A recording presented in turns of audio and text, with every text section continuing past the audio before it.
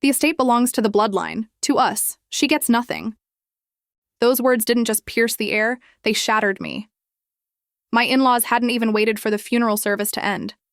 My husband's coffin was still at the front of the church, candles flickering weakly, when they announced their betrayal as if it were law. Gasps rippled through the pews. Some relatives shifted uncomfortably, others stared at the ground, pretending they hadn't heard. But everyone heard. Everyone. I clutched my daughter's hand tighter. Her tiny fingers trembled in mine, her wide eyes filling with confusion. How could I explain that the very people who hugged her at Christmas were now erasing her from her father's legacy? The lawyer closed his folder with a heavy thud. He didn't argue, didn't clarify, didn't defend her rights. His silence told me everything. This was planned. My daughter was being erased on purpose. I wanted to scream. I wanted to rise and tear their smug smiles apart. But grief had hollowed me out. I had already buried my husband. And now, with one sentence, his parents buried my daughter's future too. They sat back like victors on a throne, basking in the silence they had poisoned. My father-in-law's eyes narrowed with disdain as he added, almost spitting the words, "You were never truly family. And as for her, she wouldn't know what to do with an inheritance anyway." The cruelty wasn't just financial, it was personal. A blade meant to cut us both. Before I could respond, my daughter's small voice rose between us. A whisper, fragile but steady. "Mom, it's not over, I'll find a way." The words didn't belong to a 10-year-old. They belonged to someone older, braver, someone who refused to bow. For the first time since his death, I saw a spark in her eyes. A defiance I didn't expect. Days blurred together after that. My in-laws flaunted their victory, parading through the estate as if they had earned it. I fought quietly, hopelessly, each night staring at the ceiling, wondering how to keep a promise I had no means to fulfill. And then one evening, while folding her school uniform, my daughter looked up at me. Her lips trembled, but her voice was clear enough to tear me open. "Mom, did Dad really not love me?" The question knocked the air from my lungs. It was sharper than any insult her grandparents had thrown, more devastating than the lawyer's silence. It was doubt, planted like poison in her heart. I pulled her close, tears burning my eyes, swearing he had loved her more than life itself. But even as I held her, I felt it. The wound had been carved too deep. I thought the story had ended there, with loss, humiliation, and unanswered questions. But then she found the envelope, and everything began to change. Her question haunted me through the night. Did Dad really not love me? Those words replayed in my head like a curse, heavier than the coffin we had lowered into the ground. I knew the truth, that her father adored her, that he would never abandon her. But how could I prove it when every paper, every word, every so-called legal line said otherwise? The house was silent, yet my mind screamed. My in-laws hadn't just stolen money. They had stolen her belief in her father's love. That was the cruelest theft of all. And deep inside, I knew this wasn't an accident. It was orchestrated. The way the lawyer looked away, the smug calm of my in-laws. This betrayal had been months, maybe years in the making. I thought I had already lost everything, but the truth was the battle had only begun. Her question haunted me. Did Dad really not love me? It was a knife twisting in my chest, sharper than grief itself. I knew my husband had adored her, that he would never leave her with nothing. But the way the lawyer had shut that folder, the way my in-laws smirked in silence, even I began to wonder if love could be erased with ink on paper. A few days later, I found myself back in that same office, its walls lined with shelves of dusty law books, the blinds half closed as if hiding from the truth. My daughter sat beside me, her feet dangling above the floor, clutching her backpack tight against her chest. She still hadn't repeated that question aloud, but I could feel it burning inside her. The lawyer cleared his throat, avoiding my eyes as he spread the documents across the desk. The folder looked far too thin for the life my husband had built. His voice was flat, mechanical, as if he were reading a grocery list instead of dismantling my daughter's future. As recorded, the estate reverts to the surviving parents of the deceased. The child is not designated as a beneficiary. The words echoed like a hammer against stone. My stomach dropped, bile rising in my throat. I gripped the armrest of the chair until my knuckles turned white. "No," I whispered, then louder. "No, that can't be right. My husband, he would never abandon his daughter. Never." But the lawyer didn't look up. His eyes flickered nervously toward my in-laws, then back to the papers. His silence told me more than his words. He wasn't here for justice. He was here for them. My father-in-law leaned forward, pressing his hand firmly against the desk, his voice dripping with authority. "It's all legal, dear. Don't humiliate yourself further. Bloodline matters. And as for her," he gestured toward my daughter without even looking at her. "She wouldn't understand what to do with an inheritance anyway." My little girl flinched, shrinking deeper into her chair. Her knuckles tightened around the straps of her backpack. She didn't cry. She just sat frozen, like his words had turned her into stone. My mother-in-law folded her hands together, a mockery of grace. Her lips curved into something almost gentle, but her eyes gleamed with triumph. She didn't need to say a word. Her silence was approval enough. I wanted to leap across the desk, to tear the smugness from their faces, to scream until the walls shook. Instead, my voice broke in a whisper. "You've planned this, haven't you? You've been planning this for months." Neither of them denied it. They didn't have to. Their silence was victory. The lawyer pushed the papers forward as if to finalize the theft. "If you'd like, you can review the documents, but the matter is legally settled." Settled. That word burned. I gathered my daughter and walked out, each step heavier than the last. Outside, the sun was bright and merciless, mocking my despair. My daughter tugged on my hand, stopping on the sidewalk. Her lips trembled as she asked the one thing I wasn't ready to hear again. "Mom, if Dad loved me, why didn't he write it down?" The world blurred with tears I refused to let fall in front of her. I knelt, holding her face in my hands, forcing my voice to steady. "Listen to me. Your father loved you more than anything. This..." I gestured back toward the office. "This is not him. This is them. Do you understand? They can take everything else, but they will never take the truth of his love for you." She nodded slowly, swallowing hard, her small shoulders squared as if carrying a burden too heavy for her age. And in that moment, I saw it. The same spark from the funeral. Quiet, defiant, waiting. I thought the meeting had ended with defeat, but really it was only the beginning of the war. The days that followed were not filled with mourning, but with humiliation. Every corner of the town seemed to whisper the story my in-laws wanted told, that they were the rightful heirs, that they had restored order to the family's wealth. I saw it in the way neighbors avoided my gaze, in the way relatives stopped calling. People didn't want to choose sides, so they pretended not to see it all. But pretending didn't shield my daughter. She felt every cold glance, every silence that replaced a hello. At school, she sat apart from her friends. Once, she overheard another child repeating words he had heard at home. "Her mom lost everything. She's poor now." I found her later, in her room, her princess dress crumpled in the corner, her eyes blank as she whispered, "Why do they hate us, Mom?" What answer could I give? That greed has no conscience? That sometimes cruelty wears the face of family? Meanwhile, my in-laws celebrated their stolen victory. They moved through the estate like royalty, hosting dinners in the house where my daughter once played hide-and-seek with her father. They drove his car, wore his watch, and even displayed his old photographs as if they were the guardians of his memory. Each time I saw it, it felt like watching them bury him a second time, burying not just his body, but his love for us. And the financial pressure tightened around me like a noose. Bills piled up faster than I could manage. I sold jewelry, then furniture, each piece carrying a memory I wasn't ready to let go of. My daughter asked once if we would have to sell her toys too. I forced a smile and said no, but I wasn't sure it was true. One evening, I walked past the estate. The windows were glowing with laughter and light. My in-laws' voices carried across the night air, clinking glasses, celebrating their rightful inheritance. I stood in the dark, my daughter's hand in mine, watching the home that should have been hers. She leaned into me and whispered, "They're living Dad's life, without us." Her words broke me, because she was right. They hadn't just stolen money. They had stolen the story of who we were. Still, even in her sadness, I began to notice something strange in her eyes. She didn't cry the way I did. She watched. She listened. She absorbed everything like a sponge.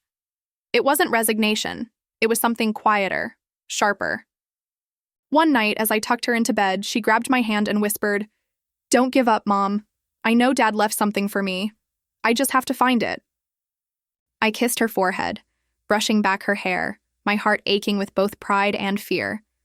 She was only 10. She shouldn't have to carry this burden. Yet, I couldn't deny the spark of determination growing inside her. I lay awake long after she slept, staring at the ceiling, hearing the echo of her words. Maybe she was right.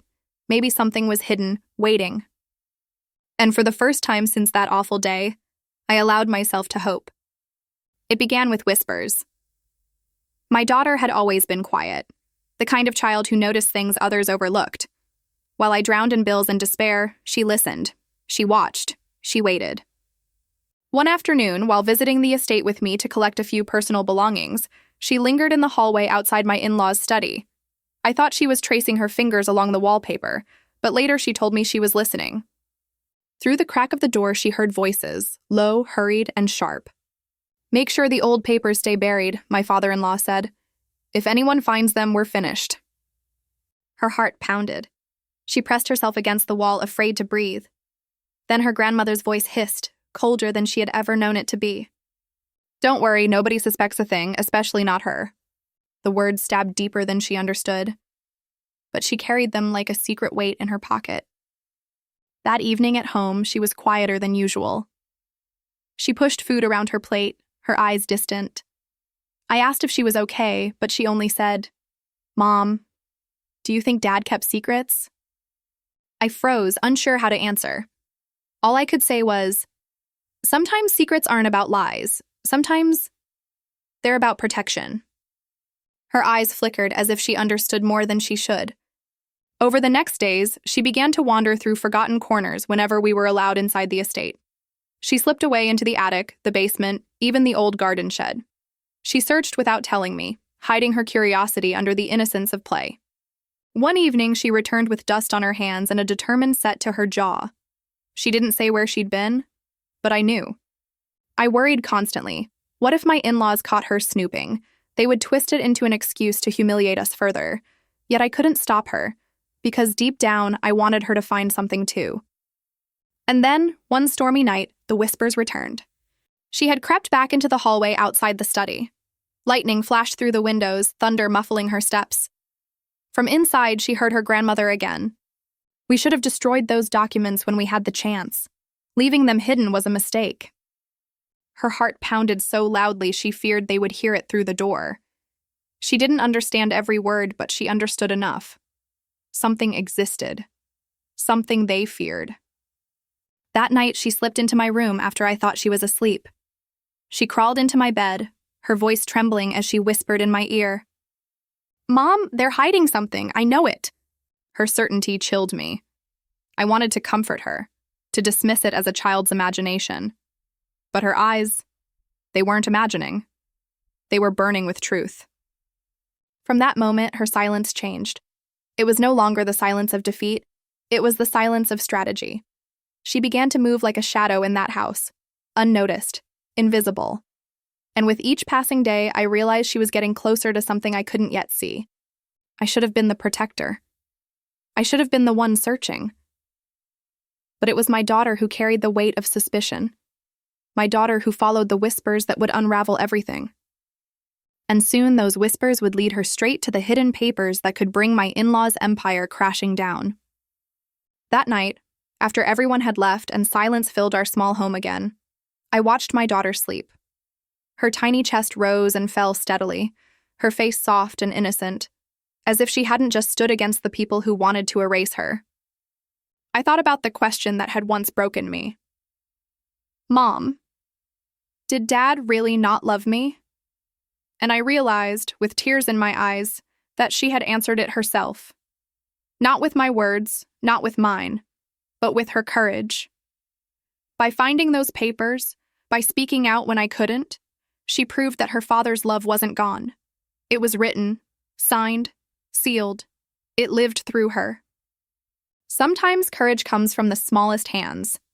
Sometimes the voice that shakes the world isn't the loudest one in the room. It's the one brave enough to speak when everyone else stays silent. My in-laws tried to bury the truth. They tried to bury my daughter's future. But in the end, it was her light that exposed their shadows. And as I kissed her forehead, I whispered a promise. They will never take your worth from you again. To you, watching this story, what would you have done in my place? Would you have stayed silent or fought back, no matter the cost? When you leave a comment, tell me the city and country you're watching from. Those small connections remind me that none of us are alone in saying no to cruelty. If this story moved you, please don't forget to like this video, subscribe to the channel, and share it with someone who needs to hear that truth always finds a way. Thank you for staying with me through this story. Until next time, never forget, even the smallest voice can change everything. The day of reckoning came sooner than I expected. My in-laws had gathered the family for dinner at the estate, a performance dressed as tradition. The table was lavish, silverware polished to a gleam, wine glasses filled, laughter echoing through the halls as if nothing had ever been stolen. They wanted to show everyone their power, their victory. I sat quietly beside my daughter, my heart pounding so hard I feared it would betray me. Hidden beneath her small jacket, tucked against her ribs, were the papers, the truth that could tear down their empire of lies. My father-in-law raised his glass, smug as ever. To family, he announced, his eyes darting toward us with venom. To bloodline and to the future we've secured. I bit my tongue until it bled. My daughter, however, didn't flinch. Her eyes narrowed, her small shoulders squared. Then in a voice steady and clear, she spoke. "Grandpa, you're lying." The room fell into silence. Forks clattered against plates, glasses froze midair. My in-laws' faces paled, their composure cracking for the first time. "What did you just say?" her grandmother snapped, her smile fading. My daughter pulled the folded papers from her jacket and placed them on the table. Her hands were small, but they didn't tremble. "Dad left everything to me. I found his will." Gasps erupted around the table. My heart leapt into my throat as I watched my in-laws lunge forward, their hands grasping for the envelope. But I was faster. I slammed my hand down on top of it, my voice shaking with fury. "No more lies, no more games. Everyone will hear the truth tonight." I opened the papers, the ink smudged with age, but the signature clear, undeniable. My husband's words filled the room, stripping away their false power line by line. All assets, all property, to my daughter. The silence that followed was deafening. Relatives shifted uncomfortably, their eyes darting between us and my in-laws. The weight of shame fell heavy on their shoulders. My father-in-law's face turned crimson. "This means nothing. These are old drafts, discarded." But my daughter cut him off, her small voice piercing the room like a blade. "Dad loved me, and you tried to erase that." Her words shattered the last defense they had. The room erupted. Gasps, whispers, accusations. Cousins and uncles turned away in disgust. Aunts muttered prayers under their breath. My in-laws sat stiff, exposed, their empire crumbling beneath the weight of truth. I pulled my daughter close, tears streaming down my face. Not of sorrow, but of pride. She had done what I couldn't. She had stood against them, fearless, and reclaimed her father's love in front of everyone.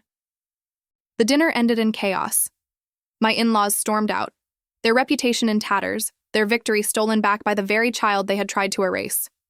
That night, as I tucked my daughter into bed, she whispered against my shoulder, "Mom, do you think Dad saw me today?" I kissed her hair, my voice breaking. "Yes, baby, he saw you, and he's proud." And for the first time since his death, I believed it too. That night, after everyone had left and silence filled our small home again, I watched my daughter sleep. Her tiny chest rose and fell steadily, her face soft and innocent, as if she hadn't just stood against the people who wanted to erase her. I thought about the question that had once broken me. "Mom, did Dad really not love me?" And I realized, with tears in my eyes, that she had answered it herself. Not with my words, not with mine, but with her courage. By finding those papers, by speaking out when I couldn't, she proved that her father's love wasn't gone. It was written, signed, sealed. It lived through her. Sometimes courage comes from the smallest hands. Sometimes the voice that shakes the world isn't the loudest one in the room. It's the one brave enough to speak when everyone else stays silent. My in-laws tried to bury the truth. They tried to bury my daughter's future. But in the end, it was her light that exposed their shadows. And as I kissed her forehead, I whispered a promise. They will never take your worth from you again. To you, watching this story, what would you have done in my place? Would you have stayed silent or fought back, no matter the cost? When you leave a comment, tell me the city and country you're watching from. Those small connections remind me that none of us are alone in saying no to cruelty. If this story moved you, please don't forget to like this video, subscribe to the channel, and share it with someone who needs to hear that truth always finds a way. Thank you for staying with me through this story. Until next time, never forget, even the smallest voice can change everything.